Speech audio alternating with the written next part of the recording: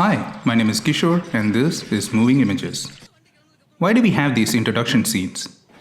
நான் தான் சார் இந்த படத்தோட ஹீரோ. ஓப்பனிங் சீன் அதான் ஒரு சின்ன build up. You know what I'm talking about. A small storyline that has nothing to do with the main plot, just so we get a nice introduction shot of the hero or the villain. அப்போ உனக்கு பாட்டுல புரியலையா? பாட்டுல புரியலனா அப்போ fight தான். Usually involving a fight and an intro song for the hero.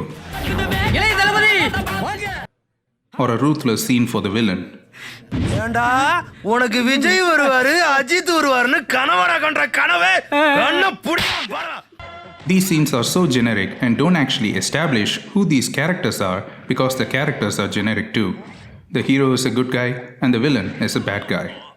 So much so that I can swap them out from different movies and it would still fit. எடுத்த உடனே முகத்தை காட்டுறதுக்கு வரன சாதாரண ஹீரோவா ரியல் ஹீரோ இப்ப பாருங்க. I'm not against having a simple good versus bad story, but you don't have to waste the audience's time by showing us all this. We know who these characters are while walking into the theater. A good example for efficient writing would be Winner. We know that the hero of the film is Kaipulla and the villain is Nadodigal. The director makes the right choice of skipping these establishing scenes when they are not needed and jumping straight into the conflict between them. The rest of the film is how Kaipulla unites two lovers against Nadodigal's intervention. a good example of hero uniting lovers, and this time for real, is Nadodigal. We have seen the heroes of this story in countless other movies. These are the friends of the hero in the many other conventional love stories who help unite the hero and heroine. Since we know these characters and their motivation, when we see them accept to help their friend unite with his lover, we understand it without much explanation. Director Samudrakani was able to use our knowledge of these side characters and make them the main characters by simply showing their perspective. This was a great way of giving a fresh take on an old idea by using our knowledge of films and foregoing motivation establishment. An even more recent example would be Oththa Seruppu. The story of the film itself is something we are familiar with. A man who goes on a killing spree to avenge the people who destroyed his family. But director Parthiban is able to make this film into an one-man act just by using the audience's knowledge. Let me explain. When Masi narrates and enacts how he killed each of his victims, we are able to imagine the scene clearly how he intends us to see it. All we need is just a sound and bit of narration, and we play a movie in our heads.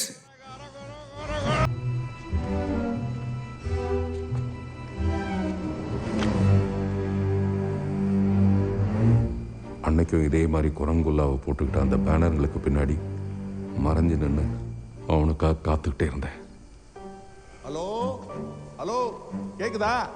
வரோம். Signal வீக்கா இருக்குதா உன்ன மாதிரி? கிட்டே வரோம்.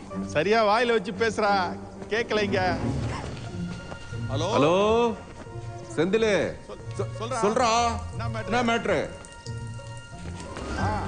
அவன் குனிஞ்சிட்டு இருக்கும் போதே கதையை முடிச்சிடணும்னு கை மாத்தி பேசுறதுல கையை ஈர மாதிரி பேண்ட் ஈர மாதிரி. We, the audience, have had a collective experience through films. We may lead different lives, but the films we tend to watch are mostly the same. Speaking of watching the same films, let's talk about a film almost everyone watched and wanted me to do an analysis of. Super Deluxe. The film's plot is a hyperlink woven on 4 subplots with characters spilling across subplots, blah, blah, blah. Look, the film is really good. Even great at times. The acting is... Hey, super bunny, bye Pella. The set designers... Kamasutra. And the plot twists are also... Apart from the hyperlink, aliens, and the adult dialogues, what if I told you that this film too is similar to ones we have seen so many times? So much so that there is a whole series of them produced by the same production company and directed by the same director. Well, to explain that, let's look at the writing for Super Deluxe. The film has 4 parallel storylines. Although the stories would work separately, and they are for the most part, whenever one story needs something to push the plot forward, a generic character isn't used. Instead, One of the main characters from another parallel story doubles up as a side character here. This is taking a similar concept we saw in Nadodigal, where side characters become main characters, but from within the same film. The filmmakers could have chosen to have a random beggar in the subway give Arpudam his revelation, or a random guy throw a huge trash on Berlin. But by using characters from the parallel story, you understand why the stuff that happens actually happens. This is establishing without establishing. This is not the generic storyline that gets abandoned like examples we saw in the beginning, but extremely efficient writing where every storyline matters and overlap to form a single narrative. But what about my claim that the film itself isn't new? Well, let's go a step further and see how the filmmakers of Super Deluxe made their film unique by skipping a major establishing scene. Going off the writers of Super Deluxe themselves likening the movie to Samsaram Adu Mimsaram due to the abundance of talking heads in the films, I am claiming that Super Deluxe is similar to the films produced by Thiruvalluvar Kalaikudam and directed by this guy, V. Shekhar. These are your Agmar KTV films with 3 families and their marital issues. Let's add a little establishing shot to Super Deluxe and you'll see what I mean. In the beginning of the film, let's establish that Leela, Jyoti, and Vembu are sisters. Now, it's easy to see how each sister has their own marital issue. The stories all take place within the same family, and so it makes sense for the characters to influence the other stories. Just a regular old KTV film you watch in the afternoon.